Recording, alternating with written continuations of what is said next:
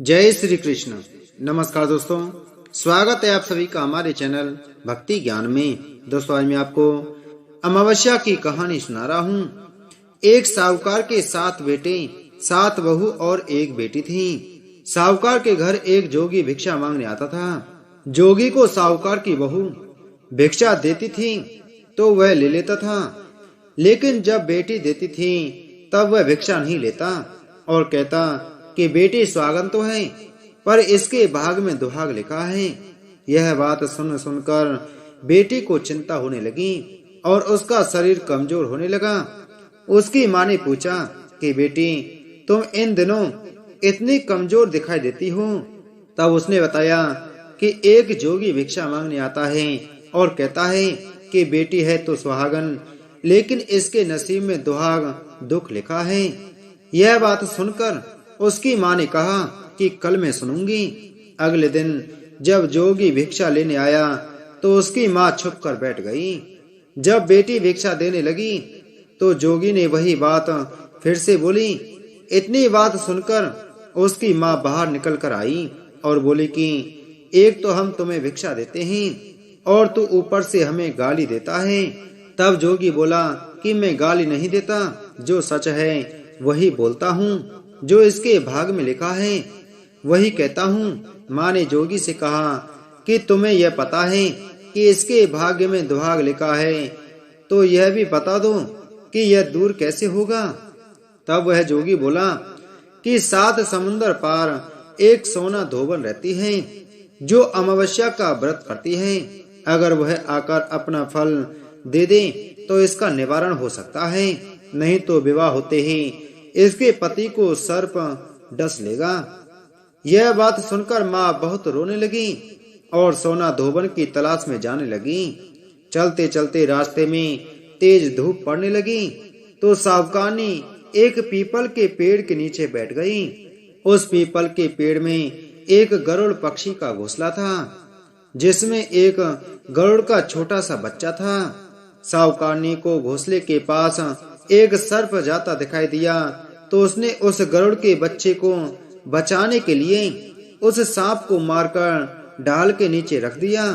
जब गरुड़ और पंखनी आए तो घोंसले के पास खून देखकर क्रोधित हो उठे और सावकानी को चोंच मारने लगे। तब सावकानी बोली कि मैंने तो तुम्हारे बच्चे की जान बचाई है। यह सर्प तुम्हारे बच्चे को डसने वाला था तो मैंने इसे मारकर गिरा दिया। गरुड़ ने सर्प की ओर देखकर कहा, तुमने हमारे बच्चे की जान बचाई है, अब तुम्हें जो मांगना है मांगो। तब सावकानी बोली कि मुझे 7 समुंदर पार सोना धोबन के घर छोड़कर आ जाओ। गरुड़ ने सावकानी को अपनी पीठ पर बैठाकर 7 समुंदर पार सोना धोबन के घर छोड़ आया। वहां जाकर सावकानी सोचने लगी कि सोना धोबन को कैसे राजी किया जाए। सोना धोबन के 7 बेटे और 7 बहुएं थीं। उसकी 7 बहुएं काम को लेकर रोज लड़ाई करती थीं और काम भी नहीं करती थीं। रात को जब सब सो जाते तो सावकानी सोना धोबन के घर जाती और घर का सारा काम करती थी। गायों को नहलाती थी, घर की सफाई करती थी, रसोई का काम करती थी, चौका बर्तन भी करती थी, आटा भी पीसती थी, कपड़े धोती थी, पानी भरती थी और दिन होने से पहले चली जाती थी। बहुएं ऐसा सोचती थी कि यह सारा काम कौन कर रहा है, लेकिन कभी एक दूसरे से पूछती नहीं थी कि यह सब काम कौन कर रहा है।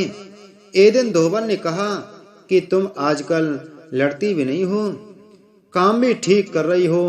तो बहुओं ने कहा कि सासू जी, काम तो हमें ही करना पड़ता है, चाहे हम लड़कर करें या राजी से करें, इसलिए लड़ाई करने से फायदा ही क्या है।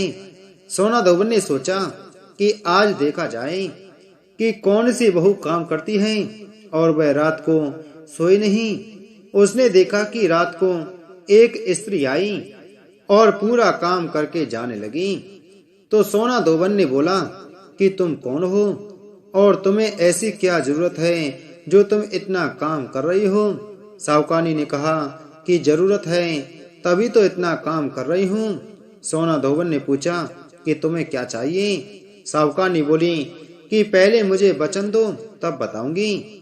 सोना धोबन ने वचन देकर कहा कि अब बताइए। साहूकारनी बोली कि मेरी बेटी के भाग्य में दुहाग लिखा हुआ है, इसलिए आप चलकर उसे सुहाग दें और अमावस्या करें। सोना धोबन अपने बेटे और बहू से बोली कि मैं तो साहूकारनी के साथ जा रही हूँ। यदि पीछे से तुम्हारे पिताजी खत्म हो जाएं, तो तेल घी के कूप में डालकर छोड़ देना। फिर दोनों जनी साहूकारनी के घर चली जाती हैं। साहूकारनी की बेटी का ब्याह होने लगा।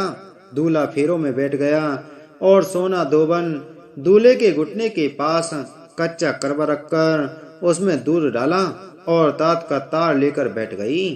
थोड़ी देर बाद वहां पर सर्प दूल्हे को डसने के लिए आया। सोना धोबन ने करवा आगे रखा और तार से बांध दिया, लेकिन दूल्हा डर के मारे मर गया। तब सोना धोबन ने टीके में से रोली निकाली, मांग में से सिंदूर निकाला, कोया आंख में से काजल निकाला और मेहंदी निकालकर छोटी उंगली से छींटे मारे और बोली कि आज के दिन तक मैंने जितनी अमावस्या करी उनका फल तो साहूकार के बेटी को लग जाए, और आगे जो मैं अमावस्या करूं वह मेरे बेटे को लगी और मेरे पति को लगी। इतना कहते ही दूल्हा जीवित हो गया और सब अमावस्या की जय जयकार बोलने लगी। सोना धोबन वापस जाने लगी। तब साहूकारनी बोली कि तुमने मेरे जमाई को नया जीवन दान दिया है, इसलिए तुम कुछ भी मांगो। वह बोली कि मुझे तो कुछ भी नहीं चाहिए, सिर्फ एक हांडी दे दो। वह हांडी को लेकर चली जाती है। रास्ते में अमावस्या आती है तो हांडी का 108 टुकड़े करके 108 परिक्रमा लगाकर पीपल के पेड़ के नीचे गाड़कर घर आ जाती है। घर आकर देखती है तो उसका पति मरा हुआ तेल और घी के कूप में पड़ा है। तब वह टीके में से रोली निकाली, मांग में से सिंदूर निकाला, कोया आंख में से काजल निकाला, नुवा में से मेहंदी निकालकर छोटी उंगली से छींटे दिए और बोली, मैंने जो रास्ते में अमावस्या की है उसका फल मेरे पति को लगी। इतना कहते ही उसका पति उठकर बैठ गया। घर का ज्योतिषी आया और बोला कि जजमान, अमावस्या को मेरा क्या है, तो दक्षिणा दे। सोना धोबन बोली कि मुझे तो अमावस्या रास्ते में आई थी तो कुछ भी नहीं किया, जो कुछ भी किया वह सब पीपल के नीचे ही गाड़ दिया। ज्योतिषी ब्राह्मण ने जाकर खोद कर देखा तो 108 और 13 चक्के सोने के मिले।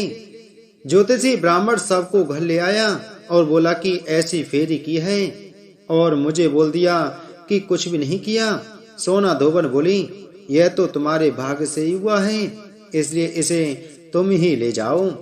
ब्राह्मण बोला कि मेरी तो इसमें चौथी पाती है, बाकी आपका मन हो उसे दे देना।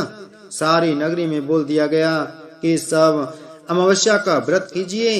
हे अमावस्या माता, जैसा साहूकार की बेटी को सुहाग दिया वैसा सबको देना।